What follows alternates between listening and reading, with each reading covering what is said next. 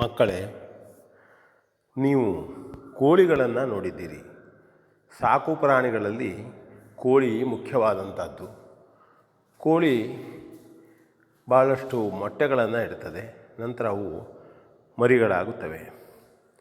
ಒಂದು ಕಡೆ ಒಂದು ಗೂಡಿನಲ್ಲಿ ಒಬ್ಬ ವ್ಯಕ್ತಿ ಕೋಳಿಗಳನ್ನು ಸಾಕ್ತಿದ್ದ. ದಿನಾಲೂ ಬೆಳಗಾದ ಕೂಡಲೇ ಕೋಳಿಗಳನ್ನು ಹೊರಗೆ ಬಿಡುವುದು, ಅವು ಸುತ್ತಮುತ್ತಲೆಲ್ಲ ಹುಳ ಹುಪ್ಪಡಿಗಳನ್ನು ತಿಂದು ಮನೆಗೆ ಬರುವುದು. ಇವನು ಮನೆಯಲ್ಲೂ ಕೂಡ ಅದಕ್ಕೆ ಅಕ್ಕಿ ಕಾಳು ಇತರೆ ಆಹಾರವನ್ನು ಕೊಡುತ್ತಿದ್ದ. ಹಾಗೆ ಅವೆಲ್ಲ ಚಂದವಾಗಿ ಹೊರಗೆ ಹೋಗಿ ತಿಂದು ಮೆಂದು ಬಂದು ಸುಖವಾಗಿ ಹಾರಾಡುತ್ತಾ ಖುಷಿಯಿಂದ ಇದ್ದಂಥ ಸಂದರ್ಭ. ಒಮ್ಮೆ ಭಯಂಕರವಾದಂತಹ ಗಾಳಿ ಬರ್ತದೆ. ಈ ಕೋಳಿಗಳೆಲ್ಲವೂ ಅಲ್ಲಲ್ಲಿ ಚದುರಿ ತಮ್ಮ ಮೇವನ್ನು ಹುಳ ಹುಪ್ಪಡಿಗಳನ್ನು ತಿಂತಾ ಇರ್ತವೆ.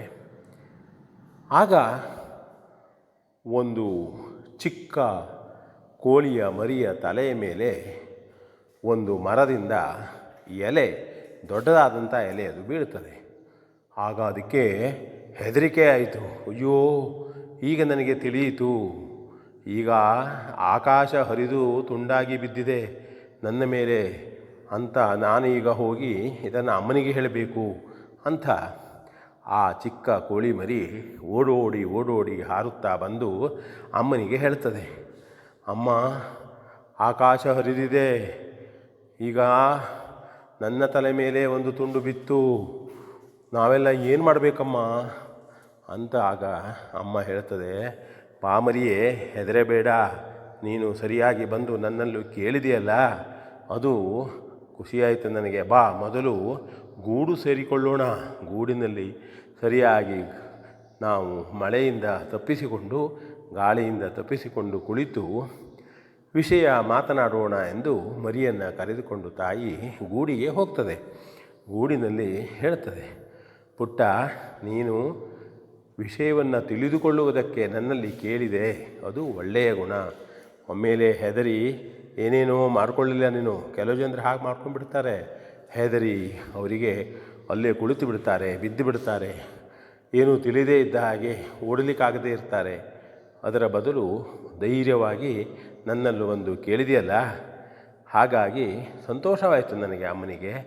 ಈಗ ಇದು ಗಾಳಿ ಬಂದಾಗ ಹೀಗೆ ಮರಗಿಡಗಳು ಅಲ್ಲಾಡುತ್ತವೆ, ಕೆಲವು ಸಂದರ್ಭದಲ್ಲಿ ಮರಗಳು ಬೀಳುತ್ತವೆ. ಆಗ ನಾವು ಪೂರ್ವದಲ್ಲಿಯೇ ಗುಡುಗಾದಾಗ, ಗಾಳಿಯ ಸೂಚನೆ ದೊರೆತಾಗ ನಮ್ಮ ಗೂಡುಗಳನ್ನು ಸೇರಿಕೊಳ್ಳಬೇಕು. ಮತ್ತು ಯಾವುದೇ ಸಂದರ್ಭದಲ್ಲೂ ನಮಗೆ ವಿಷಯ ತಿಳಿದೇ ಇದ್ದಾಗ ನಾವೇ ತಿಳಿದಿದೆ ಎಂದು ಮುಂದೆ ಹೆಜ್ಜೆ ಇಡುವುದಕ್ಕಿಂತ ಅಮ್ಮನನ್ನು, ಅಪ್ಪನನ್ನು, ಅಣ್ಣಂದಿರನ್ನು, ಹಿರಿಯರನ್ನು, ತಿಳಿದವರನ್ನು ಕೇಳಿ ಅದರ ವಿಷಯ ಉತ್ತರ ತಿಳಿದುಕೊಳ್ಳಬೇಕು, ಅದರ ಜ್ಞಾನ ಪಡೆದುಕೊಳ್ಳಬೇಕು ಎಂದು ಅಮ್ಮ ಆ ಪುಟ್ಟ ಮಗುವಿಗೆ ಉತ್ತರ ನೀಡಿ ಅವಳಿಗೂ ಒಂದು ಜ್ಞಾನವನ್ನು ನೀಡಿದಳು. ಇದು ಚಿಕ್ಕ ಕತೆ. ನಾವು ಇಂಥ ಕಥೆಗಳನ್ನು ತಿಳಿದುಕೊಳ್ಳೋಣ.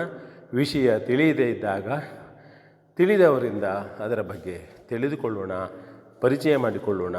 ಯಾವ ಸಂದರ್ಭದಲ್ಲಿಯೂ ಹೆದರದೆ ಸಮಸ್ಯೆಯನ್ನು ಎದುರಿಸುವ ಬಗ್ಗೆ ಕಲಿಯೋಣ ಮಕ್ಕಳೇ ಅಂತ ಹೇಳ್ತಾ, ವಿ ಎನ್ ಭಾಗವತ್, ಬರಬಳ್ಳಿ.